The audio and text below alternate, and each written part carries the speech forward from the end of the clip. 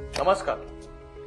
उद्या कल्याण डोंबिवली महानगरपालिकेची महत्वाची निवडणूक 15 तारखेला आपण सगळे लोक उद्या कल्याण डोंबिवली महानगरपालिकेचं भविष्य ठरवणार आहोत. या कल्याण डोंबिवलीला कुठल्या दिशेला घेऊन जायचं हे आपल्या हातामध्ये आहे. मी आपल्या सगळ्यांना विनंती करतो की उद्या आपण सगळ्यांनी लवकर उठून जे आहे ते नक्की जे आहे हे मतदानासाठी जा आणि महायुती जे काम या कल्याण डोंबिवली महानगरपालिका क्षेत्रामध्ये करते आपल्याला सगळ्यांना माहितीच आहे. महायुतीच्या माध्यमाने कल्याण डोंबिवलीतील रस्ते असतील, कल्याण वेस्ट मधलं सॅटीज असेल, अमृत योजना असेल, डोंबिवलीतील रस्ते असतील, स्पोर्ट्स कॉम्प्लेक्सचं काम असेल सावरराम क्रीडा संकुलाच्या ठिकाणी, त्याचबरोबर कल्याण वेस्ट मध्ये स्मार्ट सिटीच्या माध्यमाने विविध कामं जी आहेत ती आपण या ठिकाणी करतोय. त्याचबरोबर कल्याण पूर्व असेल, डोंबिवली असेल, छोटे गार्डन्स असतील, पाण्याचा विषय असेल, अनेक अशी कामं जी आहेत ती आपण कल्याण डोंबिवली महानगरपालिकेच्या माध्यमाने गेले अनेक वर्ष या ठिकाणी करतो.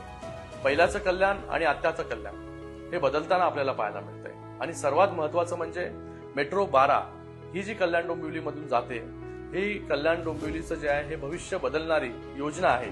आपण पाहत आहात की कल्याण मेट्रो 12 त्याचं काम किती मोठ्या गतीने जे आहे हे त्या ठिकाणी सुरू आहे. त्याचबरोबर काटई ऐरोली फ्रीवे हा देखील काही महिन्यांमध्ये जे आहे ते आपल्या सेवेमध्ये दाखल होणार आहे. त्याच्यामुळे ऐरोली आणि डोंबिवली याच्यातलं डिस्टन्स जो आहे हा कमी होणार आहे, वेळ जो आहे तो आपल्याला कमी लागणार आहे. त्याचबरोबर रिंग रोड गेले अनेक वर्ष जो प्रकल्प बासनात बांधून ठेवला होता, पण त्या प्रकल्पाला गती देण्याचं काम जे आहे ते आम्ही त्या ठिकाणी केलं आणि आज काटईपासून ते टिटवाळ्यापर्यंत जेव्हा हा प्रकल्प पूर्ण होईल तेव्हा 20 मिनिटं जे आहे ही फक्त आपल्याला काटईपासून ते टिटवाळ्यापर्यंत जाण्यासाठी लागणार आहेत. याच्यातला जो आहे हा फेज 3 पासून ते फेज 7 पर्यंत काम जे आहे हे 90% पेक्षा जास्त जे आहे पूर्ण झालेले आहे. त्याचबरोबर गेले अनेक वर्ष बीएसयूपीचा प्रकल्प रखडला होता.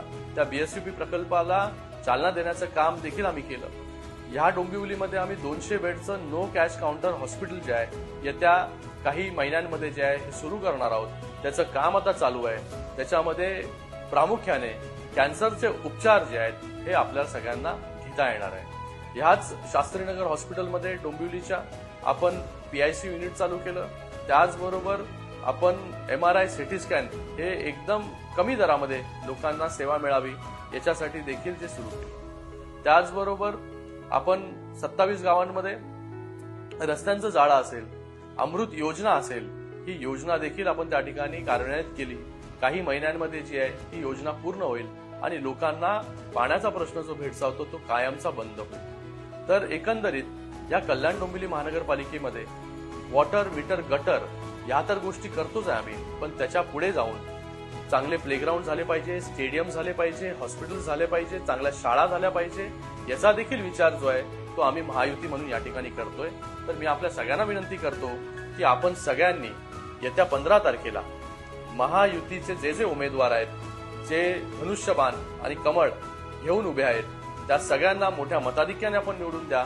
या कल्याण डोंबिवली महानगरपालिकेमध्ये माननीय मुख्यमंत्री देवेंद्र फडणवीस जी असतील, उपमुख्यमंत्री एकनाथजी शिंदे साहेब असतील, यांच्या नेतृत्वाखाली मोठ्या प्रमाणामध्ये निधी जो आहे गेल्या काही वर्षांमध्ये या ठिकाणी आला. भविष्यामध्ये देखील आपल्याला हीच वाटचाल पुढे ठेवायची असेल तर आपल्या सगळ्यांना महायुतीच्या सर्वच्या सर्व उमेदवारांना जे आहे हे मोठ्या मताधिक्याने जे आहे हे आपल्याला निवडून द्यायचं आहे. आणि मला ती खात्री आहे की आज यावेळेस या कल्याण डोंबिवलीमध्ये एक वेगळा विक्रम जो आहे हा महायुतीचा पाहायला मिळेल. आपला आशीर्वाद, आपलं प्रेम असंच आमच्या सगळ्यांवरती असू द्या. जे प्रेम आपण मला दिलं तेच प्रेम जे आहे ते आपण येत्या 15 तारखेला होणाऱ्या कल्याण डोंबिवली महानगरपालिकेच्या निवडणुकीमध्ये सगळ्याच्या सगळ्या महायुतीच्या उमेदवारांना द्या अशी कळकळीची विनंती आपल्या सगळ्यांना करतो. पुन्हा एकदा आपल्या सगळ्यांचे खूप खूप मी धन्यवाद व्यक्त करतो. जय हिंद, जय महाराष्ट्र.